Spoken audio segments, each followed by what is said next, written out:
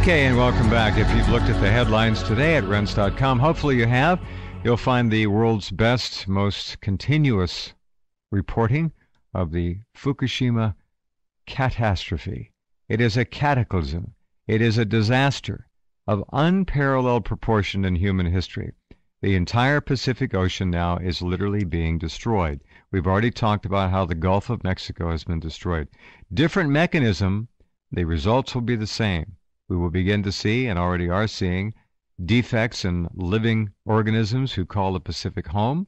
The ring seals, polar bears, right on down to tuna. Salmon has been found to be radioactive.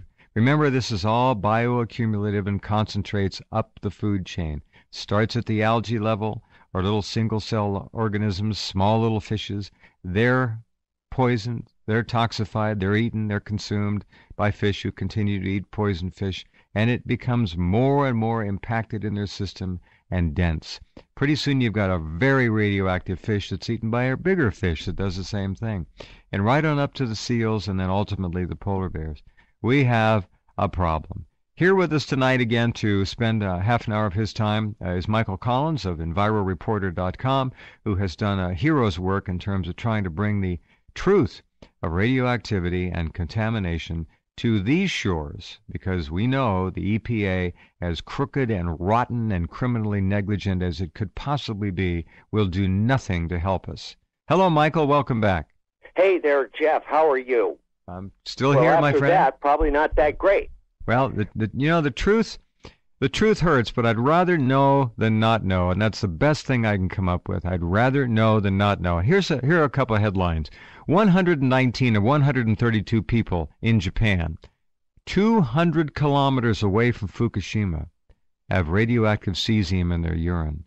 119 of 132, 90%. Over 35 of young people now in the Fukushima prefecture area have thyroid cysts and nodules, precursors to cancer. Radioactive debris is now being incinerated all over Japan.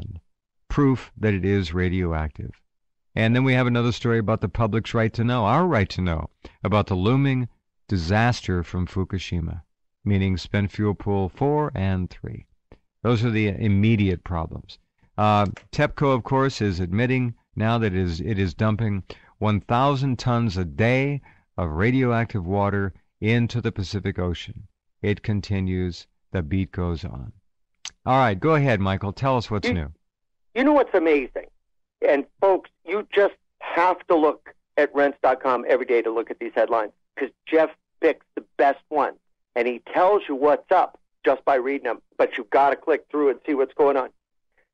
So what we're talking about is so amazing, so threatening, so dangerous, and yet, we're not talking theory here. We're not talking, it's possible that. We're not doing that. That's what's going on here. Right. And when you hear stuff like 35% of young people have thyroid cysts, you're a young person out there listening, you're out there in the Midwest, and you think, thank goodness it's not me. Well, I say so too. But guess what? You can't just sit on your hands. This stuff is getting closer and closer. The urine study there, just unbelievably frightening. Yeah. And, when we think about fallout hitting North America, hitting Canada, hitting beyond, we think about it coming down in the rain, coming down in the mist. It does do that. It's not uniform. We've found over the last 13-plus months that down here in Southern California, it's a little lighter in the jet stream than it is higher up. Mm-hmm. But the thing is, when that rain goes away, don't kid yourself. The radiation doesn't go away with it. And the stuff Jeff's talking about, my God, cesium-137 gives you beta birds, and we're seeing evidence of that, as you were referring to, Jeff, in the Pacific. Right. Well, New Zealand is talking about a die-off in one of their particularly long-distance birds that live in New Zealand, and it's not good. They fly up around Japan, they feed, then they come back to nest. Well, the birds aren't coming back to nest, so there's an obvious problem there. And do we have proof that the mutton bird is the only animal so far in decline? No, there's a lot of indications that other animals are. And again, it's all interrelated. They're all beginning to be impacted. But the animals that are being impacted the most obviously now are in Fukushima Prefecture. People are literally bleeding now from every orifice. They're clearly on the way out. They're going to die. The death process is becoming closer to becoming undeniably real. It's real, and if you want to go buy some of that, you might be able to if you start consuming things or continue consuming things like seaweed that's grown in that area that we have found to be highly radioactive because of the nature of the overages in the radioactivity and what we can determine is alpha radiation, which is far more dangerous than beta or gamma, which are no fun in the first place. But here's something interesting, Jeff. Just last night, I was fortunate enough to go with the lovely Denise, who is waving hello as we speak. Hi, Denise. Oh, yeah. She and I went to a party with old friends of ours, very interesting people. Actually, the godfathers and mothers of rock and Espanol, if you can believe that. Huh. And the hostess of the party, she had asked me, would you bring your Inspector Alert? I want you to give the place the once-over. Really? Oh, yeah. Good for her. Oh, yeah. That's really good because, when you turn one of these things on and it's picking up normal radiation, it's scaring people already. So you got to, takes a little bit of nerve. But the thing is, she said, hey, I had read your latest piece on Japanese seaweed and how you bought the same seaweed at the same store 8 months after you bought hot seaweed from Japan from the same store in West L.A. And it was even hotter. So she pulled out some seaweed that was purchased before Fukushima. Now, I cannot tell you how happy I am to have control. You got a control seaweed. Sample. How nice. I got control sample. And I said, Monica, are you sure? Is this, she said, this is over 2 years old. So I have a sample that's sushi nori, and two of them, one from Japan and one from China. And they're both flatlined, just background. Now, what's great about that, and you folks get this first, because I haven't even written this up, and, I'll put it in the context of other stuff. I mean, it's not like, huge news, not like what comes next. The fact is, by not finding any additional radiation in these two seaweeds, that means that they're not, or at least these seaweeds in this area, weren't holding on to a lot of potassium-40 or so-called other so-called natural radionuclides. They, like the rain here that we've gotten when we've gotten nothing over background. We don't have radon progeny or radon breakdown products in our rain simply because it's not measuring over background. But Jeff, hold on to your pants if you eat kelp grown off Korea. She had some kelp grown off Korea, dried from Busan, which is the farthest down in the south into the southeast tip of Korea. When was this? When was it harvested? Over 2 years ago. Okay. And it was hot. It was over twice as hot. It was over twice background, and noticeably so. It was like a party trick at the party. And an unfortunate party trick. Now, we thought to ourselves, "So wait a minute, this is pre-Fukushima. Right. This is we're picking up maybe kelp does behave differently. We've had this new study come out about high radiation iodine-131 in kelp off the California coast. So we know that kelp will absorb radiation, but with this particular kelp, it was noticeably higher than normal.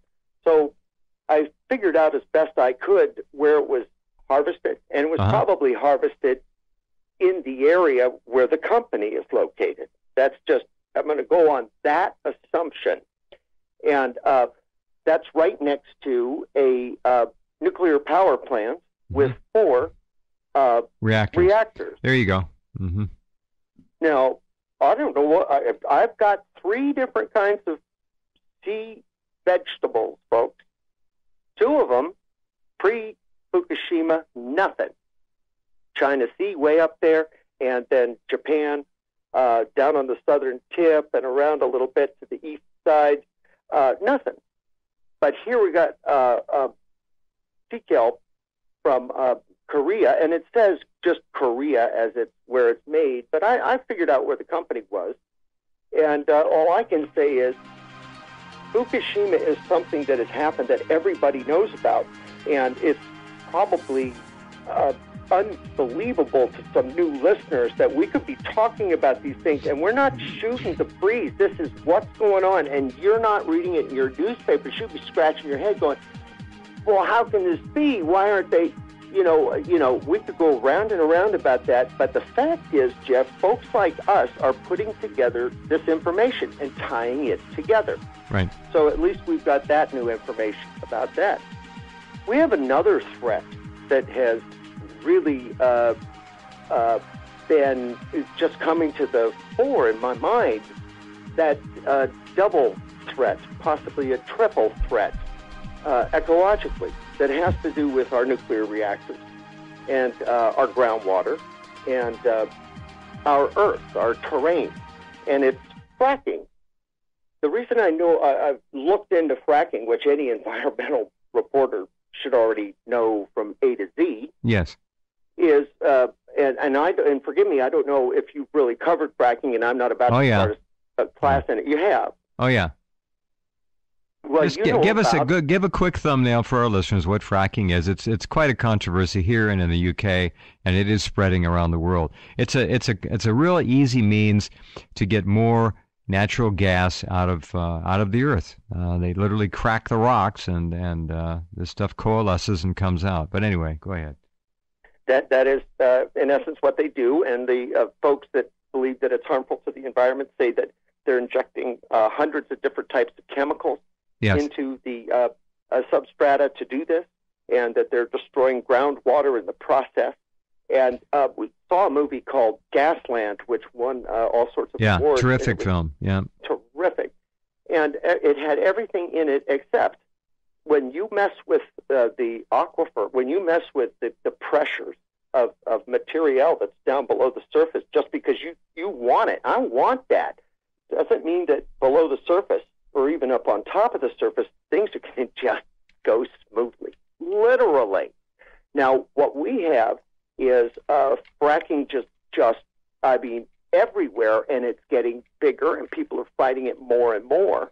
I just want to point out that the earthquakes that have always been estimated to be possible in places like the Midwest have led to regulations where nuclear power plants are only withstanding, earthquakes in ranges that would be considered very dangerous in California. But when you go and start messing with the substrata and possibly causing earthquakes, this could have a very negative impact. You could not only lose your groundwater, but you could lose the plant on top and just lose everything.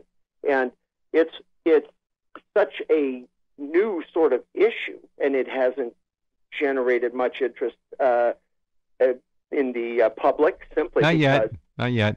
It will. Not yet, because there's the other argument, but we need that gas. We don't want to be buying from terrorist havens, this kind of stuff. The fact of the matter is we have so much gas, we're exporting it. And where do you think that's probably going to end up? China, so they can help bury us even deeper. It's unbelievable. But, there are, some bits of good news here and there. Michael, if I may, I want to go back to the Pacific Ocean for a minute. This is really a tremendous bother. It's something that just should not be ignored. And we've talked about this, but as the ocean begins to be literally penetrated from coast to coast, from Japan's east coast to our west coast, up to BC and so forth, and we know how the North American current comes over from Fukushima and splits and goes north into the Gulf of Alaska, the Aleutians, and goes round and around like a toilet that can't flush, and the rest of it goes down the west coast, right up on the shore. Now, we know that the ocean wave action, we know that the spray, we know that the moisture that is created with wave action is undeniable. It is called a dense marine layer, and it can penetrate inland for miles. All of those aerosolized particulates potentially will be able to be called radioactively dangerous. That's what's coming. That means everybody will be breathing this. We know already that in late March and early April, in the Seattle-Washington area, the number of fuel fleas or hot radioactive, these are hot particles that were breathed by the residents up there, were approximating 5 to 6 particles a day for several days. Each particle can cause cancer. Internally inhaled, and some were swallowed, and they don't go away. It's like having a deadly machine gun firing at all cells all around this particular piece of atomic material that never runs out of bullets. It just keeps killing. It's amazing. That's crucial to me, Michael. The coasts will be lost to us. That is absolutely crucial to all of us. And how this could be happening when we know this is happening. I mean, in World War II, when Pearl Harbor happened, government let us know about it, and we took care of business. This time, the government turns its back on actions of the same government, not the same government, but the nation of Japan, deliberately burning unknown amounts of radioactive material and volatilizing it and sending it straight up into the air, not just affecting the United States, but Canada, Mexico, and all points east. It is unbelievable. And if folks think, well, wait a minute, that can't be. They wouldn't do that. Folks, they're not doing anything, okay? We're doing something. You're hearing it. To put you on the front line. That food in the North Pacific, there was some albacore just caught. This isn't testing by the government. You know about this, I'm sure. Vital Choice, a U.S. mail-order company with Pacific harvested seafood, this is wild seafood, put out a newsletter and told folks that, we went and tested some of our food, and what we found was we had albacore with 37.8 picocuries of cesium-134 per kilogram, and halibut they got in Alaska, wild, 35.1 picocuries of cesium-134. Now, people go, wait a minute. He's saying it wrong. Isn't it cesium-137 with the half-life of 30 years? No, folks. This is cesium-134 with a half-life of 8 days? Or somewhere in there, days. It's got a short fuse, but it's not gone after 8 days, but that's the half-life of it. It continues to hang around in diminishing amounts after. About 10 half-lives, you're done. So if you have something that is eight day half-life, then it's 80 days, you're pretty much done. But this is showing up in seafood that they tested. Now, mind you, when you go test something and you find nothing, that's important. You're glad. But it doesn't mean that everything is clean. But when you do find something like this very integratable company went and found, when you do find something, that means huge things. You not only have it in your hand, this, you have to assume, is throughout your fish stock. Now, what we have here in this country, Jeff, and I know I've said this many different ways, we have turned science on its ear. We have rolled back past the Renaissance. We're into wishful thinking. So instead of assuming, 3 meltdowns, uncontrolled, going on for over a year, 100 tons of sea water goo filled with cesium and uranium buckyballs and the rest of it every single day. Instead of taking the prudent approach, which is, maybe we got a problem downstream here. This is a small world. You can walk around it. if there was a sidewalk, it wouldn't take forever, a few years. What does our government do? Nothing. So what's that mean? We have to do something, and certainly we're doing it by talking about it. But what do you think about that, Jeff? Wild-caught halibut, wild-caught albacore. Yeah. Well, it means you don't eat it anymore. I've been telling people it's over. You do not eat Pacific seafood, nothing from the fish chain. You eat Atlantic if you have to eat it all, and don't even think about fish farms because they feed those fish death. Not radioactive death, at least not yet, but every damn other thing you can think of. This is a real tragedy. It's not a surprise to me that these bottom fish, and it's all up in the Gulf of Alaska, Michael. It's all there. It's covered the ocean. We know that. And there's nothing anybody can do about it except wait. Thousands of years, perhaps in some cases, for the, well, plutonium. You know it's much worse than that. You know, the thing is this stuff won't wait either. And it will just continue to build up. And people could say, hey, how do you know that? You source that call, you just shooting your mouth off. The fact of the matter is, we have the proof. Who doesn't? We know how the currents of the ocean work. We know that there's a sea of death out there that is 1,000 by 2,000 miles long. How do you know that there's radiation in there? Because where else would it be? Where else would it be? It's coming over on this clockwise current. Now, we can sit on our hands, or we could just try to find out more about it. But the thing is, every time that somebody like me, somebody like you, Jeff, says anything about this, we're under scrutiny for you get those facts straight.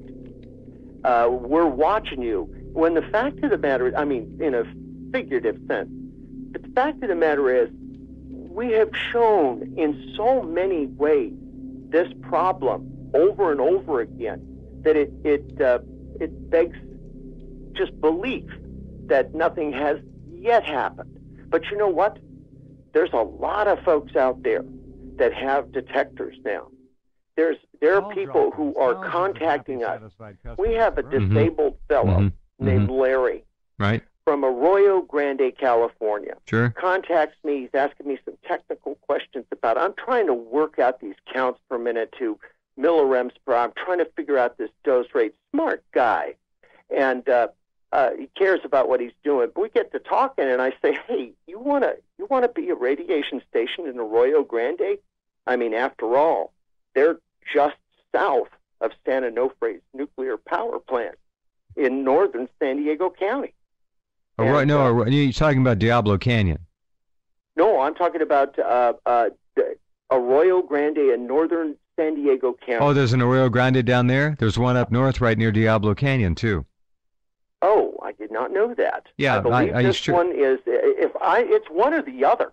No, I think you're talking about the one up in San Luis Obispo County. Then I've mixed myself up. That's Arroyo Grande, and it's right near Diablo Canyon. And here's a fellow who said to us, and he's listening right now, that this will help give him purpose. Now, you know what, Larry? That's the kind of guy we want, Larry. Thank you. That's right. Yeah. That's right. And we've got those people out there, and if you're listening and you're sitting on your hands and you think, well, I'm going to pray on this. No, that's not how you pray, by sitting on your hands. All right, we're just about out of time. How do they get in touch with you, Michael? Tell them again. EnviroReporter.com. You just check us out. We've got a live radiation station here in Santa Monica. We've done hundreds of tests, and we've been very happy to be talking about this for over a year on the Rense Radio Network. EnviroReporter.com. Denise sends her very best. All right. Well, best to Denise. You're doing a great job keeping this guy walking and talking. Thank you, Denise. All right. All right, Michael. Talk to you next week. You bet. Thank you. Good night. All right. We'll run into our late little break and come right back and talk to Yoichi Shimatsu in just a minute.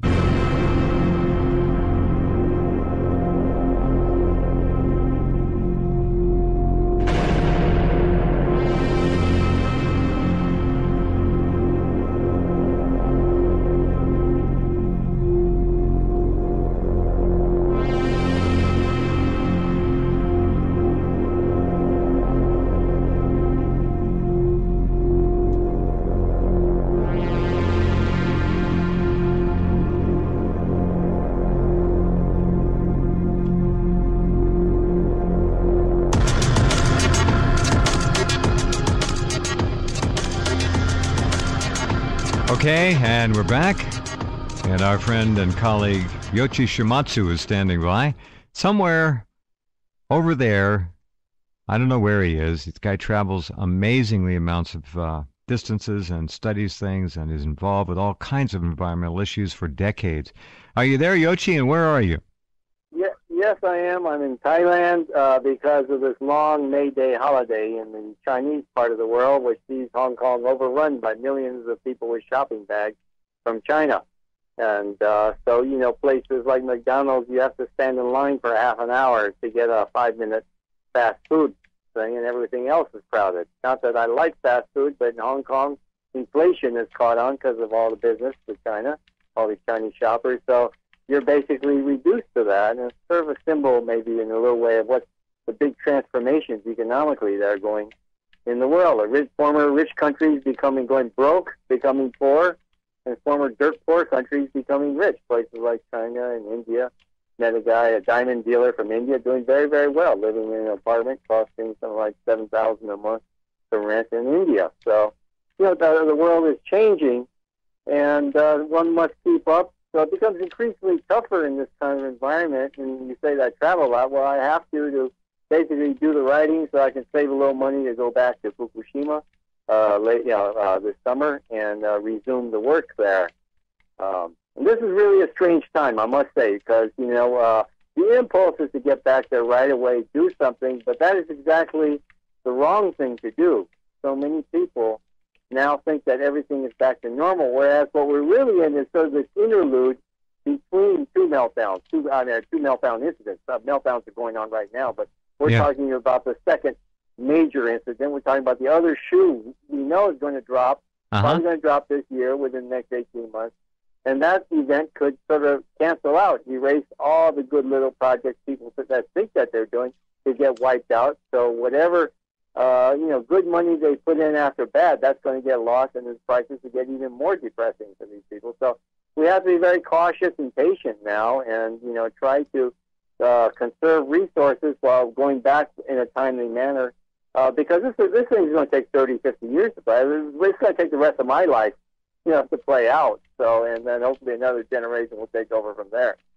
So we can't really be in a rush or in a hurry on this. This is really a long, excruciating event, and people are really not aware of the extent of this. You know, while traveling, just yesterday I met an English lady who was involved in the permaculture movement in England, organic farming. Yes. And she had never heard of the ozone hole. And I've tried to explain to her very patiently that the fallout from the airborne radiation from Fukushima burned a hole the size of the Antarctic or larger right now, ozone hole, across much of the northern hemisphere, across the Arctic Circle into Europe. And now that that's gone, if there is a second incident, there's nothing to stop it. That's what protected Europe from the fallout. But that's been burned away now. All that ozone's been burned away. It's going to be a straight shot right into northern Europe, into western Europe. And so, you know, what's to come is something we've really got to prepare for psychologically in other ways. We have to really get our defenses up. But I'm afraid, you know, the message coming out of Japan, now that we're in this interlude, is there was, I think, Dinesh Pigott had a show on last night about a big snowboarding event in Fukushima. You know, I've been up there to that Bondi area. It's beautiful, nice snow and all that. Not the greatest in the world, but there's really no reason for this. Just a few of the resorts. There's a lot of resorts up there which want to keep their business going. And they said, well, we're safe here. And the program kept repeating. They want to quell rumors about invisible radiation where it doesn't exist. Now, truly on the mountaintops, there's very little radiation up there in the really higher elevations because, you know, it's trapped in that lower cloud level. The fallout is mainly trapped there. But the problem, just like where I live in Japan, I live in one of the safest places surrounded by more than 2,400-foot mountains in a ring. You know, I chose that place very purposefully as for journalistic reasons and survival reasons. But the problem isn't the fact that that place is clean. The problem is you got to get in and out. You still got to drive through this, 100 kilometers, 200 kilometers, highly radiated area to get to these ski resorts. So, in the food you eat there, it's not coming from the mountaintop. It's coming from the valley. So, Yeah. People just don't seem to see. Well, what is going on. Yoichi, it seems to me, looking at the headlines, that the irrefutable dying has begun. 119 of 132 people 200 kilometers away from Fukushima have radioactive cesium in their urine. 35% of young people in Fukushima thyroid cysts and nodules. That's cancer, precancer. The dying is beginning. The doctors are saying people are bleeding now from multiple orifices. The great die-off has begun. I have an interview up there with a young Japanese woman in her early 30s, PhD, brilliant. A friend of mine did it, Dick Allgaier in Hawaii. Thank you, Dick, if you're listening. I uploaded that last night. She said, he asked her, are you going back to Tokyo? After asking her, and she was certainly aware of the radiation factor in Tokyo. She says, yes, I will go home. It's my family. It's my home. I will go back there. I'm taking supplements, but I am going to go home. So these people are resigned to do. I don't understand. I guess it's a social thing. I don't pretend to understand the Japanese, but this is just crazy. Now, there are discussions about evacuating 40 million people. Yeah. Where are they going to take them? To your house? Yeah, exactly. I mean, it is feasible if they plan ahead and quit throwing money away, trying to resettle people back into their homes. All that is good sentiment. You know, you want people to go back is the way things are. But radiation doesn't work that way. You know, it affects your basic DNA. And once that's gone, your immune system gone, your cells have gone haywire, your chromosomes are permanently damaged. Your body cannot dispose of it. Your chromosomes basically stay inside your cells. The molecules are much too long for any cells to dispose of. So you have just like a lot of dead matter inside your body, which is like rotting away, and basically, the clock just winds down for you a lot faster. So people just don't seem to comprehend the nature of this threat. And it's got right. Yeah, there is an invisible threat of radiation, but no, they're wrong. The levels are much higher than anyone suspects because of the various vectors. You know, the air, the water, the food is coming in through every portal into your body and onto your skin and into your lungs. So you cannot escape it, basically. And so therefore, they're finally starting to admit that the majority of people in these coastal villages don't want to finally go back. They're afraid of another tsunami, other radiation events. And it is possible to build new cities out further south, further away. There's a lot of islands out there. What would people do? Well, it's up to the Japanese electronics companies to provide them with entry-level jobs. You know, Japan is a highly capitalized market. To start to get a business license in Tokyo, I calculate to set up a business there, it takes $2 million minimum. And I did ask, a friend of mine, my banker, why should I do that? If I had $200 million, I'd just invest in a fund, and I'll live in Tahiti, It's very expensive places. These people have lost everything. Insurance is not paying much. They cannot go back to the way things are. It's economically impossible in terms of radiation and other kinds of contamination over there, chemical contamination. They cannot go back. It's time to think of pulling out and starting somewhere else. And how to do that is up to the whole Japanese system. It cannot be left to these individuals who are basically being abandoned and eating instant noodles every day, living in a temporary house. That's no existence, and it won't last long. You know, there's like a 5-year limit on these things, and then they'll kick them out onto the street. We do know now the Ministry of Environment has admitted, inadvertently by its own data, that the disaster debris being burned in every major city in the country is radioactive. This is omnicide. This is insanity. They are with everything you've mentioned is made. Who knows how many orders of magnitude worse by the fact that they are clouding up and depositing on their cities all of these radioactive isotopes. What the hell are they thinking?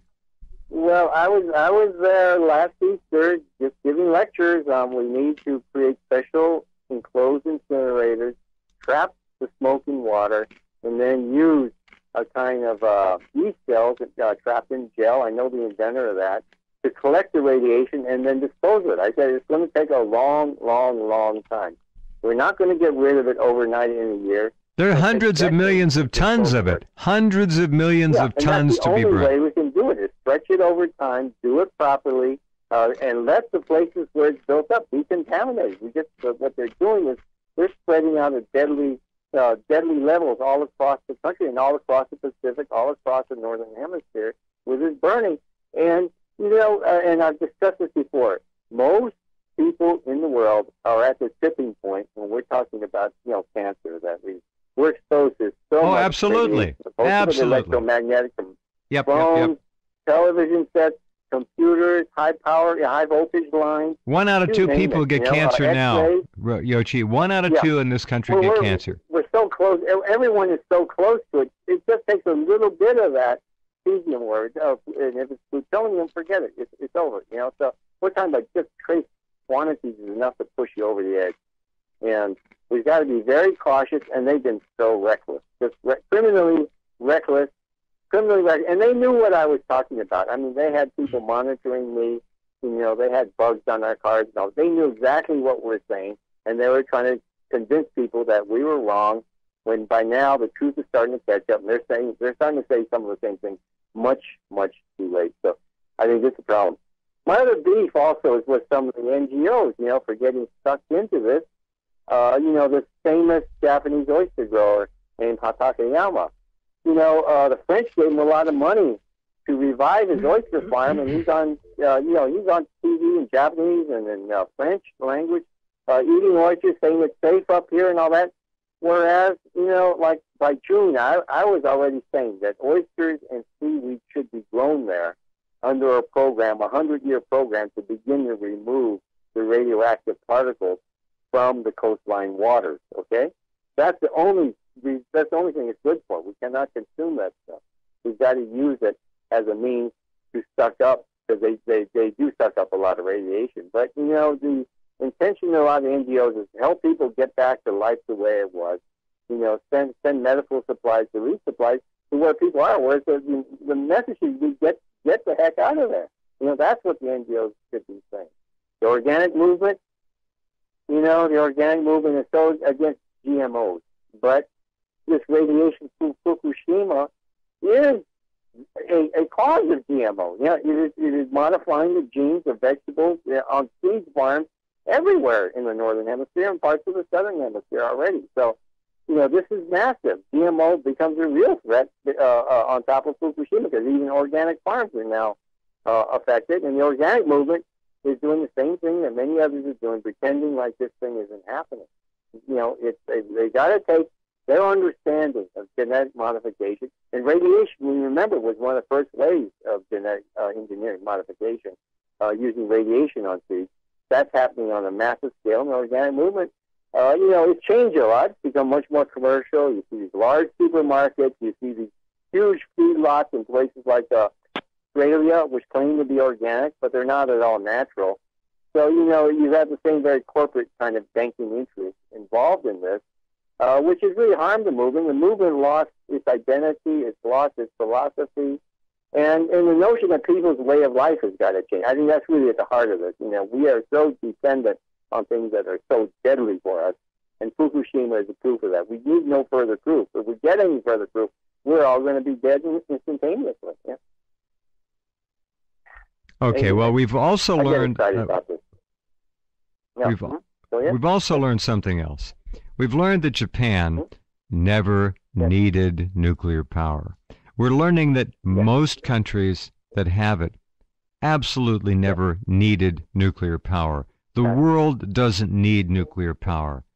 It is a catastrophe. And I don't see any... Behind it all was his military mindset. That's correct. Build the bomb. We got to have the bomb. We got to have our own... Behind this whole thing is such... And this was, the Japanese Prime Minister is in Washington now for that summit with Obama. They're not talking about Fukushima. They're not talking about radiation drift over the Pacific. They're talking about better ways to confront the North Koreans with their phony bomb. The North Koreans have this tiny phony bomb, of which uranium, unfortunately, also came from the same place, from Israel, not from North Korea. North Koreans are technically incompetent. They make, Potemkin village technology there, And they're all supported by the Israelis. Potemkin village, that's good. Stabilize Northeast Asia, and they keep it all under some sort of, thumb of the Zionist power. Yeah. And this is a discussion going on in Washington, not the real radiation threats that have been facing for more than a year, and face, overwhelmingly soon when this second event, when the other shoe drops. It's going to be much, much too late. And I think the same amount of confusion and cover-up is going to happen again. These people have learned nothing. They have learned zero of how to deal with these disasters and minimize them, how to contain them. There is no containment plan. If, let's say, another 10, 15 reactors go up in the next earthquake or volcanic incident or a massive power shutdown in Japan, then we're going to be back to square one. That nobody knows, who's on first. The whole thing's just going to go up in smoke again, and we're going to have these massive clouds traveling over the North Pacific. And I hope some of it lands in Washington, D.C., where they deserve it. These guys have done nothing. The Department of Energy is a co-party to this disaster. They're co-conspirator, absolutely. Yep. Uranium to Japan has been now, papers have been saying has been going on for decades. Decades this stuff has been going on. And they're doing nothing except throwing more fuel in the fire. And, we've had it. Basically, it's time for a major change, and now we have this ridiculous presidential election coming up with basically non-choice ahead of us. They successfully knocked out Ron Paul, the only guy who's against any of this stuff in the slightest way. He's not perfect, but he's the only guy who's actually voices any critique of this stuff, basically knocked out by the media and other stuff. So we're really facing this second incident is going to happen. And we already had that half incident, remember, in January 1st, in the early hours. That's right. The plant was shut and everyone ran away. That was like a 1/10 of what's going to happen later as we see the failures, just the ongoing failures on the fuel cooler reactor, the continuing meltdown. A question, please. If number 4, and someone made the point that it doesn't really even have to crack open, if the coolant water stops circulating, et cetera, it could actually create the same conditions and allow for reignition of that whole thing. All right, let's just say let's say it falls over on the ground, which it very, very well might, topple. And will it will in time. That's more likely. The thing's going to topple. Okay, right? It hits the ground. Within 24 hours or less, it ignites. It's not going to necessarily be an explosion, but it will be so deadly. At 960,000 pounds of deadly enriched radioactive fuel, uranium, plutonium, all kinds of isotopes. It is said by Arnie Gunderson that if that happens, reactor number 3 spent fuel pool will probably go as well. There's a 35-ton crane sitting on that. Plant basically it'll chain reaction, okay? For a month, And then we got... Well, it's not a chain reaction. What it is that the heat, it generates so much heat that it's not only just shooting isotopes up, it's shooting particles of uranium and plutonium into the upper atmosphere. That's going to head over. Well, and the gamma rays. Japan, yes. It will degrade. The whole, northern hemisphere. Right. It'll degrade. Spent fuel pool number 3. That building will fall down. That will end civilization as we know it in the northern hemisphere. And then these maniacs in Libya can take over the world. This is the kind of scenario our governments are leading us into. This is like road warrior kind of scenarios. It's really, a terrible end game.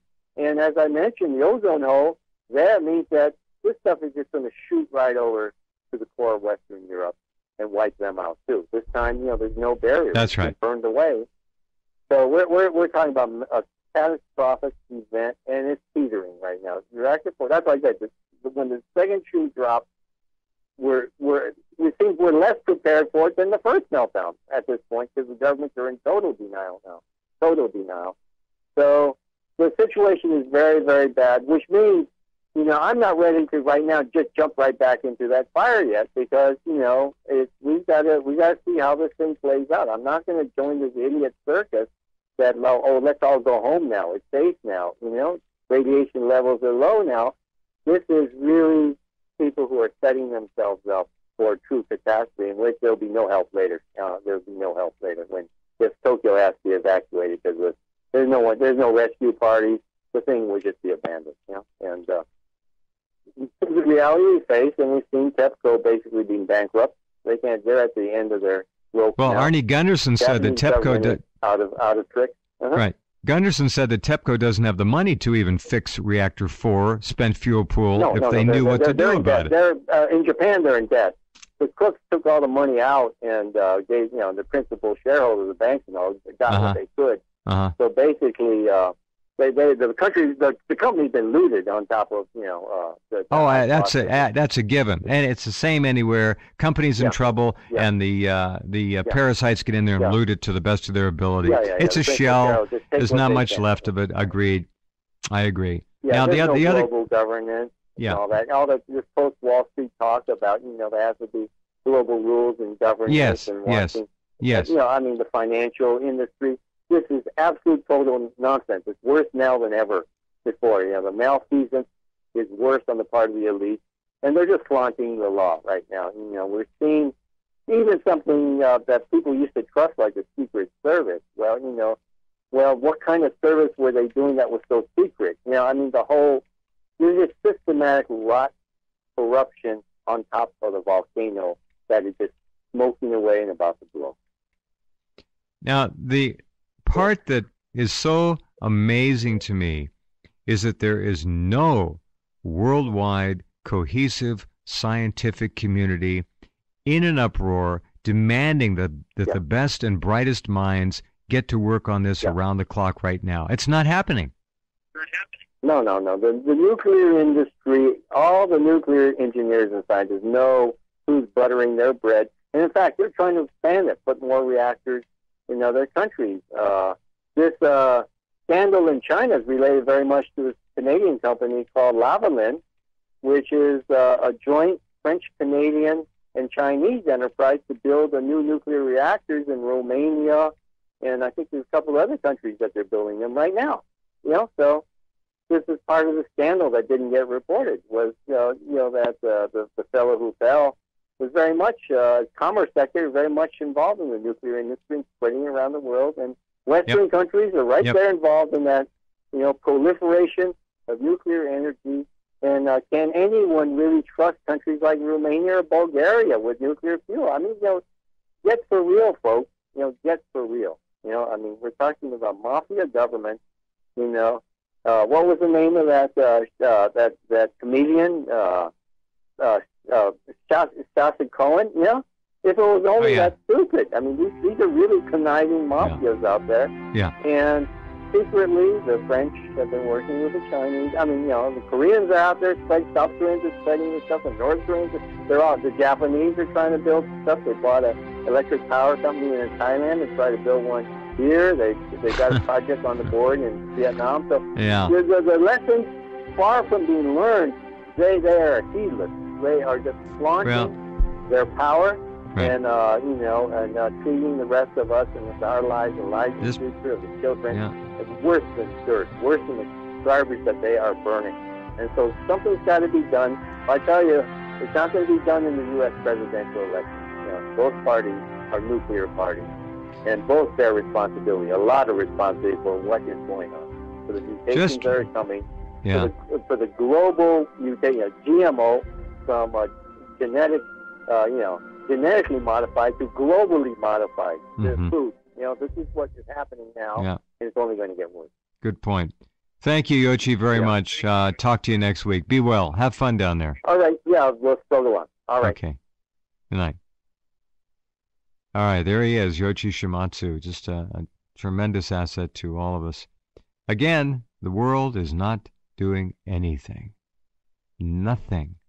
They're just sitting back and watching TEPCO do next to nothing itself. That's amazing. Okay, we'll be back with you tomorrow night.